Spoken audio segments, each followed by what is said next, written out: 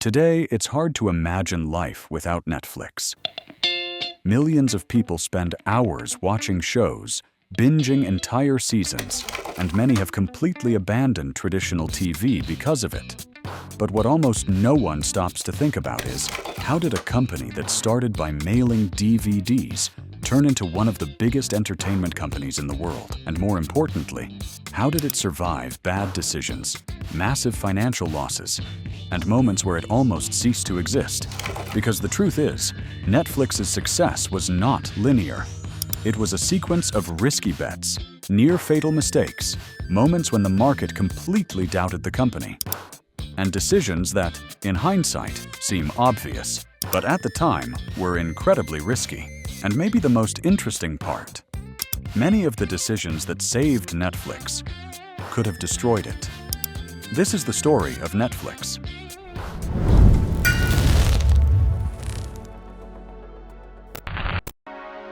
Netflix was founded in 1997 in California by Reed Hastings and Marc Randolph. Before that, the two had already worked together in the tech industry in Silicon Valley. Hastings was an engineer with a background in mathematics and experience in artificial intelligence, while Randolph came from marketing and sales.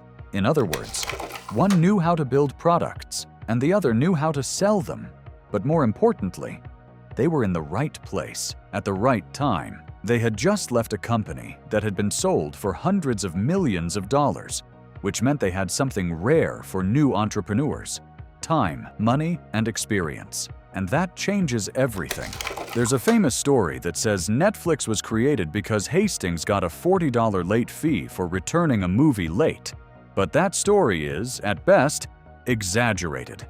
It works as a narrative, but in reality, the company was born from something much more strategic: market observation. At the time, the internet was starting to grow, and they knew they wanted to build something online. But the problem was simple: what to sell. They explored several ideas until they landed on entertainment. Movies seemed like a good idea, but there was a major problem. VHS tapes dominated the market and were terrible for shipping. Expensive, heavy, and extremely fragile. In other words, unfeasible. Then a new technology appeared: the DVD. Small, light, and durable. They ran a simple, almost ridiculous test. They mailed a CD. If it arrived intact, it would work. And it did. That moment may seem small, but it marked the birth of an entire business model. In 1998, Netflix was officially launched as an online DVD rental service. You would go to the website, choose a movie, and it would be delivered to your home. Then you'd send it back. Simple. But it still wasn't a perfect model. Initially, users paid per rental, which created a problem. There was no predictable revenue. So in 1999, Netflix made one of the most important decisions in its history. It introduced a subscription model, a fixed monthly fee for unlimited rentals, with no late fees and no strict deadlines. This not only solved a business problem, it directly attacked the biggest pain point for customers. People hated late fees, and that small detail became one of Netflix's biggest competitive advantages. But while the product improved, the finances were still a disaster. For years, the company operated at a loss, accumulating over $150 million in losses in its first 5 years. So why didn't it collapse? The answer is simple: long-term vision. Investors believed the model could scale, and Hastings kept putting money into the company. It was a bet, and like any bet, it could have gone very wrong. In the early 2000s, Netflix's situation was far from stable. The company was growing, but not profitable, and that's a serious problem. So they did something that today sounds absurd. They tried to sell the company. The buyer? Blockbuster, the dominant giant of the industry. The price, $50 million. Today, that sounds ridiculous, but at the time, it made sense. Netflix wasn't profitable, the model was still new, and the future was uncertain. Blockbuster declined, and that decision would become one of the biggest mistakes in business history. At the time, Blockbuster didn't see the internet as a real threat. That's a classic mistake, underestimating technological change, and it cost them everything. Even without profits, Netflix kept growing. And that wasn't by accident. The company invested aggressively in marketing, partnerships with DVD manufacturers, promotions, and free trials. It was essentially buying growth, and it worked. Another critical factor was data. Netflix started understanding user behavior, what people watched, when they watched, and how they rated content. From that, it built a recommendation system.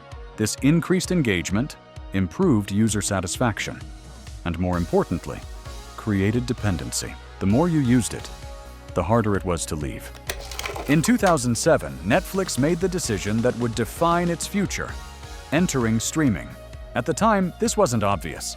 Internet speeds were slow, the catalog was limited, and the model wasn't fully clear. But Netflix understood something before everyone else. DVDs had an expiration date, and if they didn't reinvent themselves, someone else would. So they started early, even with an imperfect product, and that made all the difference. In 2011, Netflix made a massive mistake. It separated its DVD service from streaming, creating a new brand called Qwikster, and decided to charge separately for both. It was a disaster. Customers were confused, prices increased, and perceived value dropped. The reaction was immediate: massive cancellations, loss of trust, and heavy criticism. For the first time in years, Netflix looked truly vulnerable. It was a turning point. Either the company recovered, or it could begin to decline.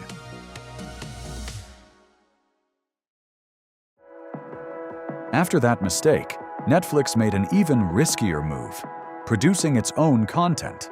Until then, it depended on licensing, which was dangerous because other companies could pull their content at any time.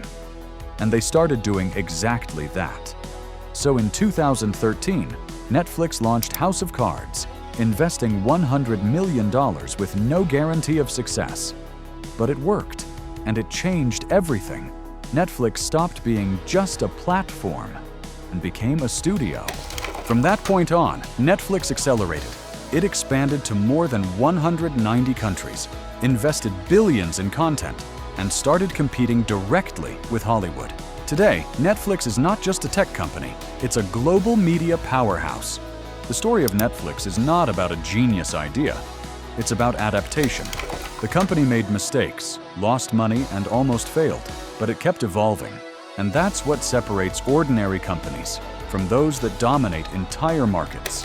Netflix started as an experiment mailing DVDs. Today, it has redefined how the world consumes entertainment. And the only constant throughout this story was the ability to change. Because in the end, in business, it's not the one who starts best who wins. It's the one who adapts the fastest.